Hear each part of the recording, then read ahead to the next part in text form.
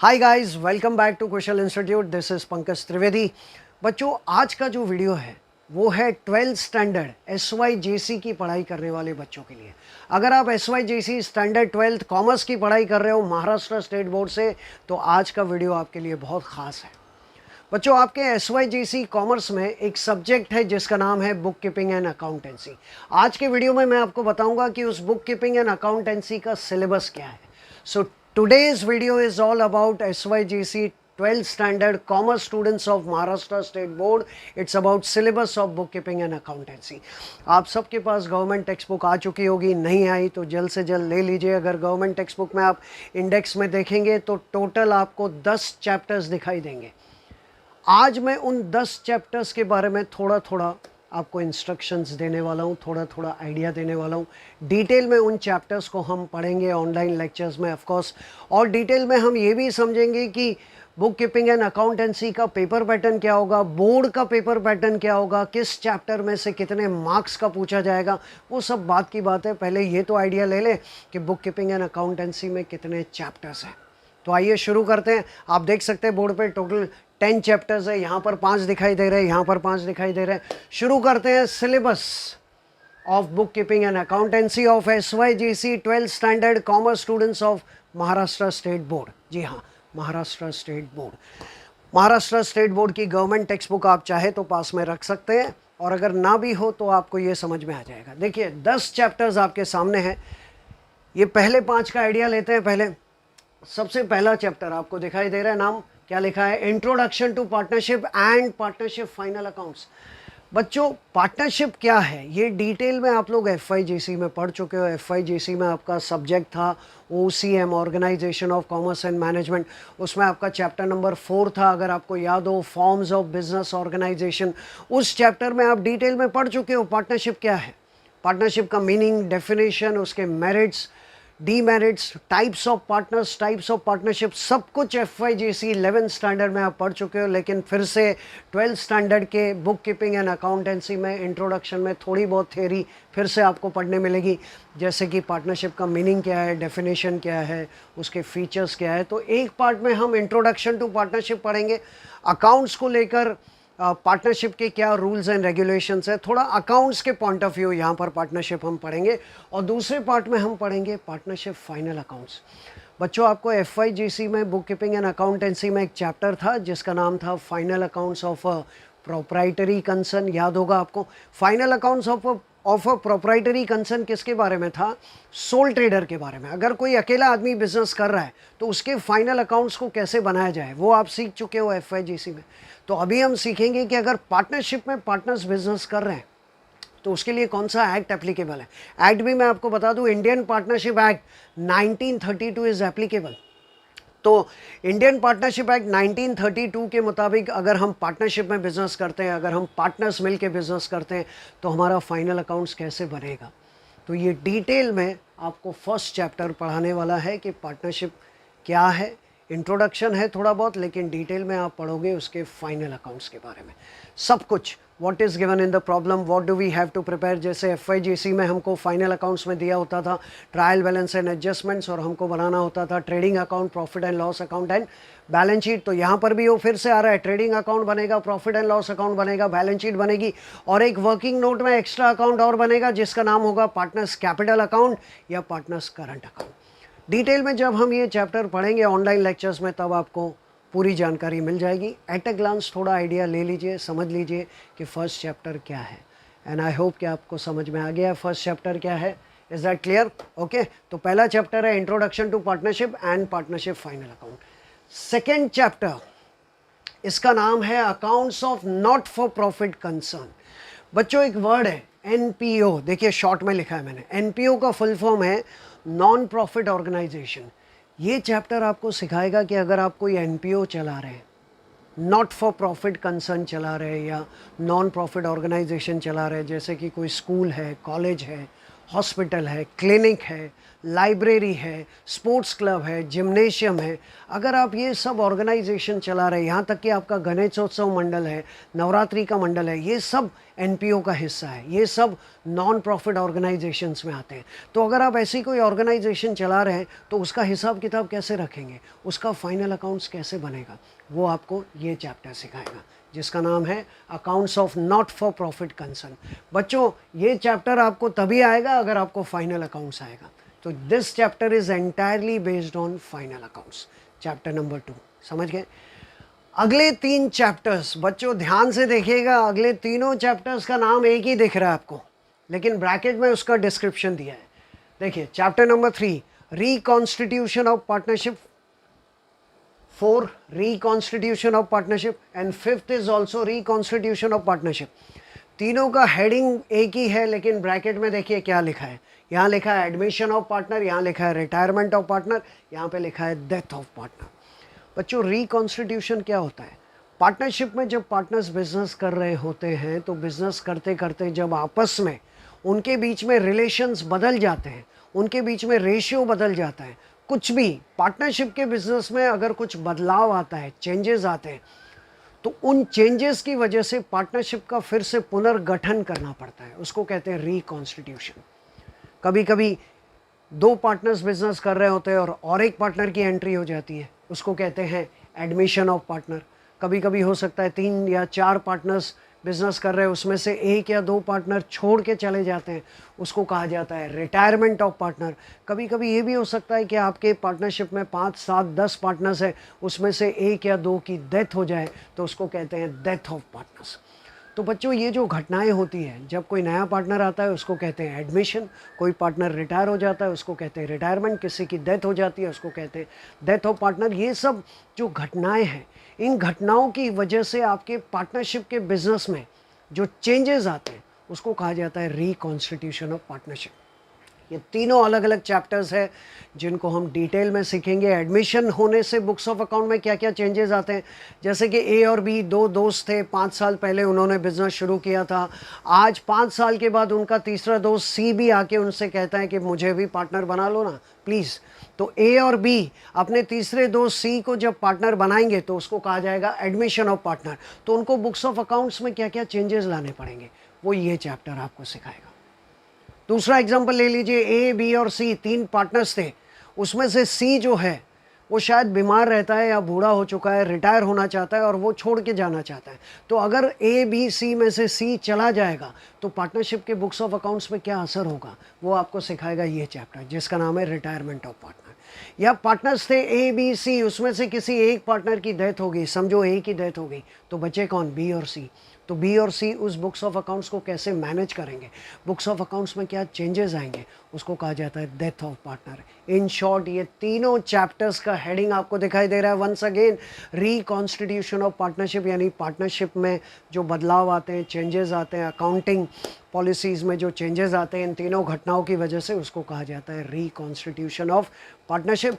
Detail में ये chapters हम लोग पढ़ेंगे डेफिनेटली ऑनलाइन लेक्चर्स में। तो ये पहले 5 चैप्टर्स का आइडिया आपको आ गया। अगले 5 में अगर हम जाते हैं तो छठा चैप्टर और एक आपको दिखाई दे रहा है, वो भी पार्टनरशिप से रिलेटेड है। You can see the name of the chapter number 6 is dissolution of partnership firm. जब पार्टनरशिप में बिजनेस चल रहा होता है और जब पार्टनर्स ये डिसाइड कर लेते हैं कि अब हम इस बिज़नेस को कंटिन्यू नहीं कर सकते, हो सकता है कि बिज़नेस लॉस में जा रहा है, हो सकता है कि पार्टनर्स के आपस में डिस्प्यूट्स हो रहे हैं, झगड़े हो रहे हैं, हो सकता है कि गवर्नमेंट की पॉलिसी चेंज हो रही है, कोई भी रीज़न हो, reasons can be anything, but उन रीजंस की वजह से जब पार्टनर्स डिसाइड करते हैं कि हम पूरे पार्टनरशिप के बिज़नेस को क्या करेंगे, क्लोज करेंगे, बंद करेंगे, डिसकंटिन्यू करेंगे, उसको कहा जाता है डिसोल्यूशन ऑफ पार्टनरशिप फर्म। यहाँ पर पार्टनरशिप डिसॉल्व नहीं हो रही है, पार्टनरशिप फर्म ही डिसॉल्व हो रही है। मतलब दुकान बंद, फैक्ट्री बंद, प्रोडक्शन बंद, डिस्ट्रीब्यूशन बंद, एवरीथिंग इज क्लोज डाउन। तो जब ये घटना होती है जिसमें पार्टनर्स अपने बिजनेस को बंद करते हैं तो उसमें हमारे बुक्स ऑफ अकाउंट पे क्या असर होगा, कैसे सारी एसेट्स और लायबिलिटीज़ को ठिकाने लगाया जाएगा, कैसे हम सारी एसेट्स को बेचेंगे, कैसे हम लोगों के कर्ज चुकाएंगे, कैसे हम सबको पेमेंट करके पूरा वाइंड अप करके पार्टनर्स आपस में पैसा बांटेंगे, ये पूरा एक प्रोसेस है। इंडियन पार्टनरशिप एक्ट 1932 में लिखा गया है। इसके बारे में हम डिटेल में पढ़ेंगे चैप्टर नंबर 6।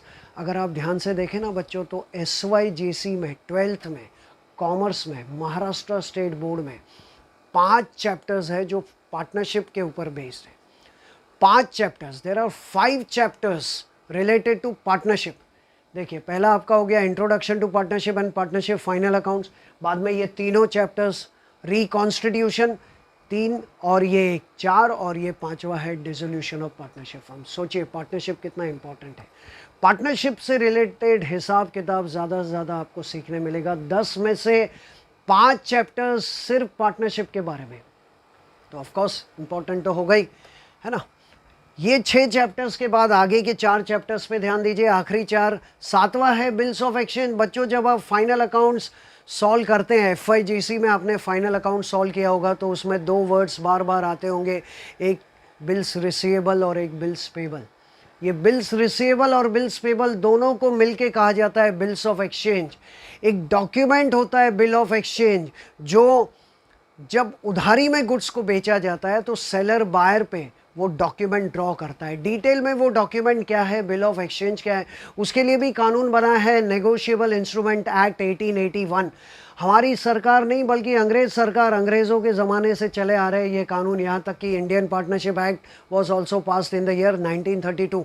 तो ऐसे बहुत सारे पुराने कानून हैं जो अंग्रेज़ सरकार ने, ब्रिटिश गवर्नमेंट ने बनाए थे, लेकिन अब उनको हमारी सरकार चेंज भी कर रही है, बदल भी रही है, मॉडिफाई भी कर रही है। उनको कहा जाता है अमेंडमेंट्स। जब कानून में बदलाव किए जाते हैं उनको कहा जाता है अमेंडमेंट्स। तो इसका भी एक्ट बना था। उस एक्ट के मुताबिक जब कोई सेलर बायर को उधारी में गुड्स बेचता है और वो बायर कहता है कि मैं पेमेंट 2-3 महीने बाद दे दूंगा, तो वो सेलर बायर को कहता है कि मुझे एक पेपर साइन करके दीजिए, उसमें ये लिखा होगा कि आप मुझे मेरा पैसा 2-3 महीने बाद दे दोगे, और बायर उस पेपर को साइन करके देता है। उस पेपर का नाम है bill of exchange. It's a document, it's a negotiable instrument. Negotiable instrument मतलब the document which can be transferred.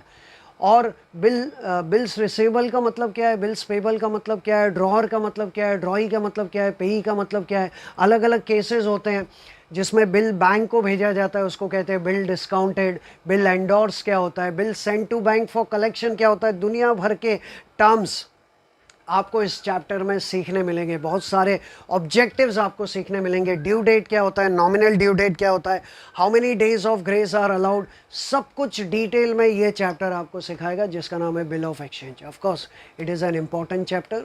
ठीक है, ये हो गया चैप्टर नंबर 7। आज मैं यहाँ पे आपको ये सारे चैप्टर्स पढ़ाने के लिए नहीं आया हूँ बच्चों, मैं आपको इन चैप्टर्स के बारे में थोड़ा थोड़ा बताने आया हूँ, थोड़ा थोड़ा आइडिया देने आया हूँ। वो आइडिया ले लीजिए, बाद में डिटेल में ऑनलाइन लेक्चर्स में तो हम पढ़ने ही वाले हैं, don't worry. Bill of exchange के बाद ये 8वां चैप्टर जिसका नाम है कंपनी अकाउंट्स। बच्चों, आपने FYGC में, OCM में पार्टनरशिप के साथ साथ जॉइंट स्टॉक कंपनी के बारे में भी पढ़ा होगा कि a company is an artificial person, it is an incorporated association which is an artificial person created by law having a common seal and perpetual succession. Tata, Birla, Reliance, Parle, ACC, कितनी सारी हज़ारों कंपनियां, हमारे लाखों कंपनियां हमारे देश में चल रही है। वो कंपनी अपना बिजनेस कैसे करती है, वो ज़्यादातर कंपनियां अपना बिजनेस करती है शेयर्स को इश्यू करके। तो ये जो बड़ी बड़ी कंपनियां हैं, इनके पास पैसा कहाँ आता है, कहाँ से आता है, कैसे आता है, शेयर्स को इश्यू करके। ये चैप्टर आपको कंपनी अकाउंट्स का एक पार्ट है, इश्यू ऑफ शेयर्स, इसके बारे में सिखाएगा। ये चैप्टर आपको सिखाएगा कि शेयर क्या है। शेयर का मीनिंग मैं आपको कहूँ तो आपको ताज्जुब होगा। शेयर का मीनिंग है share is a share in the share capital of the company. जी हाँ, share is a share in the share capital of the company. Detail में पढ़ेंगे जब ये चैप्टर आएगा। तो शेयर क्या है, उसके डेफिनेशन क्या है, शेयर्स के कितने टाइप्स है, इक्विटी शेयर क्या होता है, प्रेफरेंस शेयर क्या होता है। प्रेफरेंस शेयर्स के भी 8 टाइप्स होते हैं, cumulative, non cumulative, participating, non participating, redeemable, irredeemable, convertible, non convertible. These are the different types of shares. The different types of capital which are also to be collected by the company are authorized capital। authorized capital क्या होता है, issued capital क्या होता है, unissued क्या होता है, subscribe क्या होता है, unsubscribe क्या होता है, called up, paid up, calls in arrears। इस चैप्टर में बच्चों SP स्टूडेंट्स को ज़्यादा फ़ायदा होने वाला है। जी हाँ, अगर आपने SP लिया है तो ऑलरेडी SP में आप थियरी में ये सब पढ़ने ही वाले हो कि शेयर क्या है, शेयर के कितने टाइप्स है, उसका meaning, features, definitions. SP students को डबल फ़ायदा होगा, एसपी में तो पढ़ेंगे ही और अकाउंट्स में थियरी के साथ साथ उनको प्रैक्टिकल प्रॉब्लम्स भी सीखने मिलेंगे कि जब कंपनी शेयर इशू करती है और पब्लिक उन शेयर्स का पैसा देती है कंपनी को, तो कंपनी उनकी एंट्रीज कैसे पास करती है, एप्लीकेशन मनी क्या होता है, अलॉटमेंट मनी क्या होता है, कॉल मनी क्या होता है, फोर फीचर क्या होता है। These are the different terms. जैसे हर एक चैप्टर से रिलेटेड एक टर्मिनोलॉजी होगी, कुछ वर्ड्स होंगे जो उस चैप्टर में बार बार यूज़ किए जाएंगे, वो सब भी हम सीखेंगे। प्रॉब्लम्स भी सीखेंगे, प्रॉब्लम्स को कैसे सॉल्व करना है वो भी हम सीखेंगे। सो 8 chapter is about company accounts, issue of shares. इसमें और भी कुछ चैप्टर्स हुआ करते थे ओल्ड सिलेबस में। इश्यू ऑफ डिबेंचर्स हुआ करता था, लेकिन अभी इश्यू ऑफ डिबेंचर्स सिलेबस में नहीं है, आपको सिर्फ है इश्यू ऑफ शेयर्स।